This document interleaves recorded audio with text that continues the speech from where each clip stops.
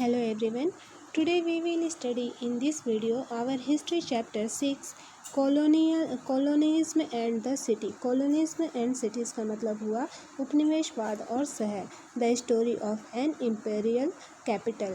एक शाही राजधानी की कहानी. So let's start. What happened to cities under colonial rule? औपनिवेशिक शासन में शहरों का क्या हुआ, ये स्टडी करने से पहले मैं आपको कॉलोनियल रूल क्या होता है ये बताना चाहूँगी. कॉलोनियल रूल का मतलब होता है औपनिवेशिक शासन. जब कोई शक्तिशाली राष्ट्र के द्वारा अपने से कम शक्तिशाली राष्ट्र लेकिन जहाँ प्राकृतिक संसाधन बहुत ज़्यादा हो वैसे राज्य पे या राष्ट्र पे उसके प्राकृतिक संसाधनों का दोहन करने के लिए और उपभोग करने के लिए बलपूर्वक उनका उपभोग करता है तो उसे कॉलोनियल रूल या औपनिवेशिक शासन कहा जाता है. You have seen how life in the country side changed after the establishment of British power. आप यह देख चुके हैं कि ब्रिटिश सत्ता की स्थापना के बाद गांवों का जीवन किस तरह बदल गया. What happened to the cities during, और इसी समय शहरों में क्या हो रहा था. The answer will depend on the kind of town और सिटी वी आर डिस्कसिंग. ये इसका जवाब इस बात पर निर्भर करता है कि हम किस तरह के कस्बे या शहर की चर्चा करते हैं.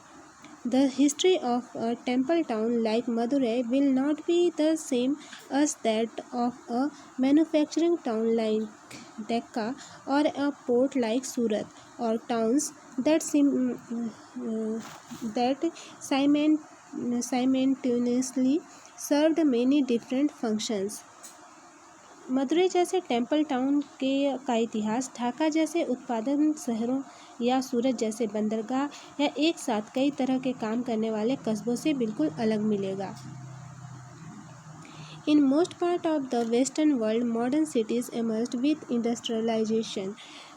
पश्चिम विश्व के ज़्यादातर भागों में आधुनिक शहर औद्योगिकीकरण के साथ सामने आए थे. इन Britain, industrial cities like Leeds and Manchester grew rapidly in the 19th and 20th centuries as more and more people sought jobs, housing and other facilities in these places. Britain में लीड्स और Manchester जैसे औद्योगिक शहर 19वीं और 20वीं शताब्दी में तेज़ी से फैले क्योंकि बहुत सारे लोग नौकरी, मकान और अन्य सुविधाओं की उम्मीद में इन शहरों की तरफ आ रहे थे. However, unlike Western Europe, Indian cities did not expand as rapidly in the 19th century. 19वीं सदी में भारतीय शहर पश्चिमी यूरोप की तरह तेज़ी से नहीं फैले.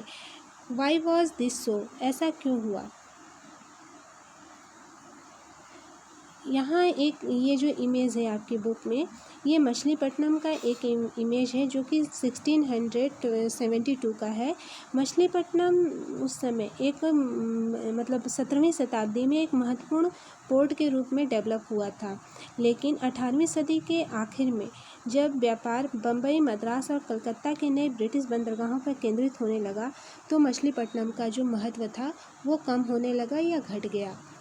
In the late 18th century, Calcutta, Bombay and Madras rose in importance as presidency cities. जो 18वीं सदी के आखिर में कलकत्ता, बम्बई और मद्रास का महत्व प्रेसिडेंसी शहरों के रूप में तेज़ी से बढ़ गया. प्रेसिडेंसी शहर का मतलब शासन की सुविधा के लिहाज से औपनिवेशिक भारत को 3 प्रेसिडेंसी बम्बई, मद्रास और बंगाल में बांट दिया गया. और ये तीनों प्रेसिडेंसी मीन्स बम्बई, मद्रास और बंगाल को सूरत, मद्रास और कलकत्ता में स्थित ईस्ट इंडिया कंपनी की फैक्ट्रियां जो कि व्यापारिक चौकियां हुआ करती थी को ध्यान में रखकर बनाया गया था.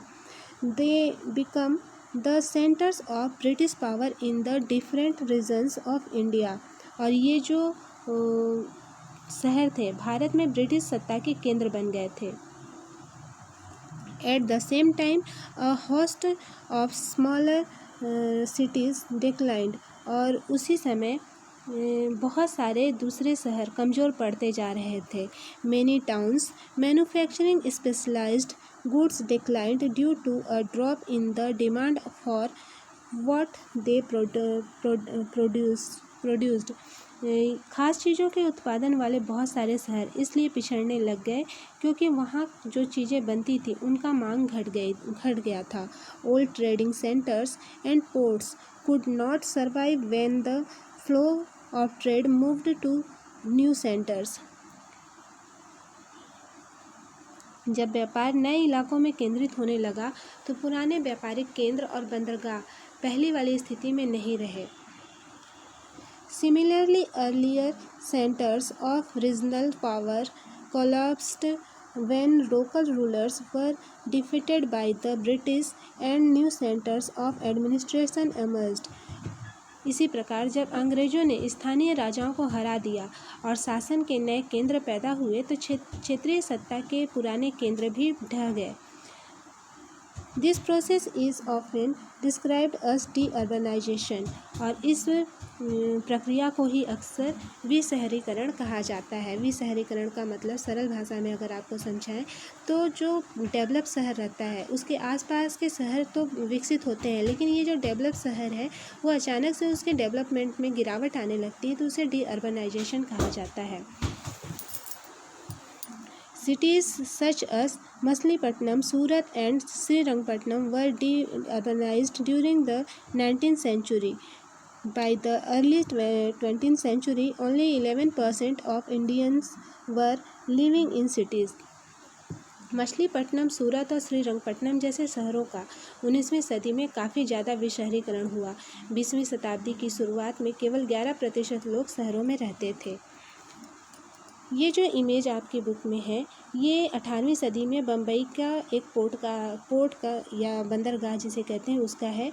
जब ईस्ट इंडिया कंपनी पश्चिमी भारत में बम्बई को मुख्य बंदरगाह के रूप में इस्तेमाल करने लगी तो बम्बई शहर काफ़ी डेवलप हो गया और विकसित हुआ। The historic imperial city of Delhi became a dusty provincial town in the 19th century before it was rebuilt as the capital of British India after 1912। ऐतिहासिक शाही शहर दिल्ली 19वीं सदी में एक धूल भरा छोटा सा कस्बा बनकर रह गया था, पर 1912 में ब्रिटिश भारत की राजधानी बनने के बाद इसमें दोबारा जान आ गई। Let us look at the story of Delhi to see what happened to it under colonial rule. आइए दिल्ली की कहानी को देखकर समझें कि औपनिवेशिक शासन के दौरान यहाँ क्या चल रहा था। इसे आगे स्टडी करेंगे हम अपने नेक्स्ट वीडियो में।